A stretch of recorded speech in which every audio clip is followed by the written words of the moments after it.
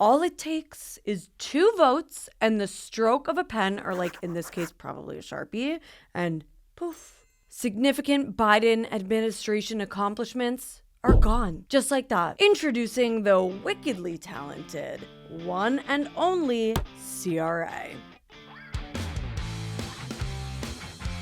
Okay, we have to get our feet, I'm serious about this, we have to get our feet up under us as we head into Trump's second term. So what the fuck is a CRA?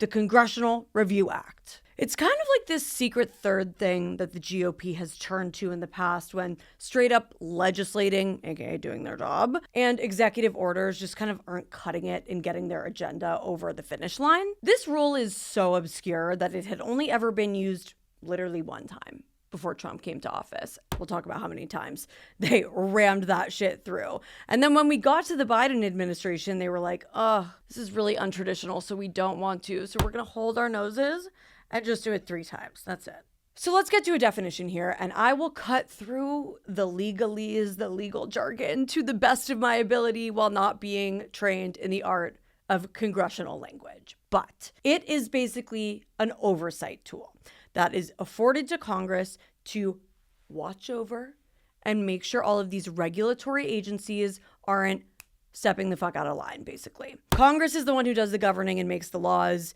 Agencies are the ones who make the rules on how to implement those laws. Got it? So if Congress decides that an agency, let's just say the FDA, has acted out of line and they want to disapprove of one of their rules or regulations, they will propose a joint resolution, which is a vote in the House and a vote in the Senate, both approved, gets shipped off to the president's desk, signed, and that rule, gone. Like it never even existed, forgotten about in history forever. So that sounds like pretty standard, right? But because this is a show called What the Fuck America, it obviously gets crazier. This tool can be used at literally any time, but there is a key period of time, undefined period of time, during which it gets absolutely bananas. This is called the look-back window. It happens between presidential administrations, so in this case from Biden to Trump, where the new Congress can look back at any of the rules and regulations in a kind of, again, undefined period of time, sort of around 60 legislative working days, and Congress doesn't work a lot, so that's why it's a little bit of a mystery. They can look at any of the rules proposed during that period. In this case, it's about 1,300 of them. Thank you to the George Washington Policy Institute researching regulations. They're the only people tracking this shit, basically. So doing God's work, we salute you. And during that time, they can read and revoke the rules that were made under their predecessor's administration. Do you see where I'm going with this? Let me just make it all the more clear. Trump 2017, they attempted 33 CRAs.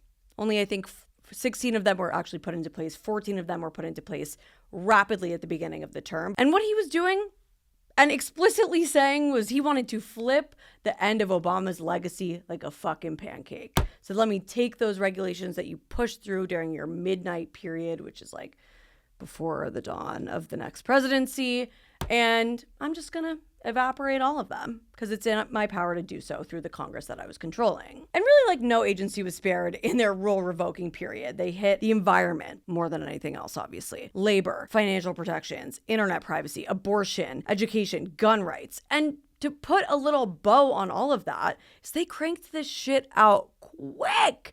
And that's because there are very special rules for the CRA that don't apply to anything else in Congress. We know how slow fucking Congress moves. Like, that's the whole thing with them. It's like, can you guys fucking hurry it up, please? We got shit to deal with in this country. But no, just for the CRAs, there are no amendments. There are no filibusters. There's a limited time that they can debate it on the floor. I believe it's 10 hours. Sounds like a lot. It's not. And there's the bow on top of it. A simple majority is needed. We don't need any of that 2/3 bullshit. No bipartisanship needed. Simple majority, 51 votes in the Senate. That's that. But no, of course it doesn't stop there. And this is what actually sent me over like the proverbial existential edge when I was reading about all of this. I physically cannot believe this shit. It's not just a repeal of a rule that the CRA gives us. It is pretty much a lifetime ban from the sport. So that agency cannot reissue that rule ever again. So, for example, in this case, one of the ones that I expect to be in the direct line of sight of the Trump administration and their Congress is the Biden administration's effort to cap overdraft fees for your bank account. Listen, we're all familiar with them, and we all agree that if there's no money in my account, where the fuck do you think I'm getting $35 to pay your overdraft fee? They wanted to cap those at $5. They wrote that rule. It went into effect, but it's within that lookback period window. And guess what? If the Republican-led Congress decides, we don't like that rule and we want to keep getting the money from the lobbyists who work for the companies that benefit from overdraft fees, we're just going to very casually, quietly axe chop that one. And then what do you know? That rule, $5 overdraft fees, can never be proposed again. That feels insane, no? Like I really, when I think about this, it feels unbelievable. I don't know why we're wasting our time with rules like this. We could amend our Congress and our government in so many better ways, but this is the one that they're going to choose to pursue. And here's the thing. The Biden administration, to their credit, kind of had a feeling this was coming. So there's this crazy chart. Insane chart. April? Woo! Way up into the ceiling. They issued more rules. The agencies issued more rules and regulations than obviously in any of these other months. They're called significant ones too. So ones that were important, ones that had a lot of impact. They did that specifically to avoid having any of those rules fall within that look back window. That was intentional. That was purposeful. Not only that, the Biden administration withdrew some of the rules that they had proposed. There was a period of time where people were freaking out because they withdrew a proposal or a rule about student loan relief. And they were like, the Biden administration just gave up on us at the final bell. What losers. We can't stand what they did. And now suddenly here I am reading about this and going, holy shit. The administration advised the agency to withdraw the rule because if the Republicans struck it down, they would never be able to propose something like that ever again.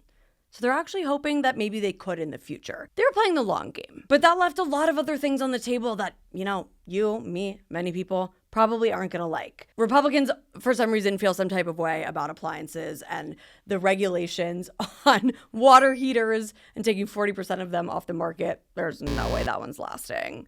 Raising the tobacco age to 21 via the FDA, there's no way that's lasting. Testing drinking water for copper and lead, I bet there's no way that's lasting. And one of the things you gotta respect at this point is that the GOP has been getting their fucking reps in when it comes to CRA resolutions. They're like, we want to be prepared. We want to know what we're doing. We want to know what roads we're driving down when we come to power again. So they put forth over 200 CRAs in the past 4 years just to flex that muscle. But as they go down that road, the everlasting question is, who will be driving that car? Who will be behind the wheel? Let me just say, hint, hint, it's a fucking Tesla because it's going to be the Doge bros, Vivek Ramaswamy and Elon Musk. Vivek has already said, watch out for the CRA that we're going to whip on all of your asses as soon as we come to power, as soon as Doge takes their rightful place as the deregulators of this Trump administration and the Trump government.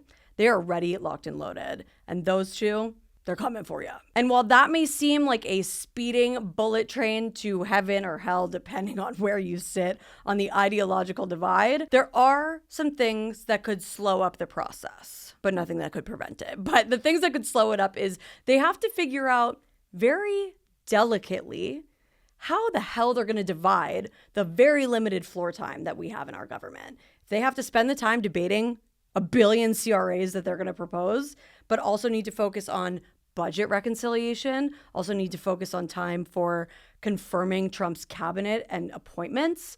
There's not a lot to go around. So I'm interested to see how they end up slotting it all out. The thing that's kind of resting in the back of my mind, though, and humor me while I work this out for myself and you can follow along, is I'm thinking a lot about precedents. And we think a lot about what precedents Trump has damaged or outright thrown away through his first term. And we don't really consider what kind of precedents that he might set for our American government, the American experiment, moving forward. I'm going to go out on a limb and say the extensive overuse of the CRA, reliance upon the CRA, will be a precedent that Trump and his Republican trifecta will set for our country moving forward. But we won't really know how entrenched and embedded it will be in our government until a Democrat comes along sometime in the future. And if they are any less deferential to our institutions than Joe Biden, so literally anyone, they might get ourselves wrapped up in that scorched earth spin cycle sooner than we know it. And what that looks like in the GW Regulatory Studies Department, thank you very much,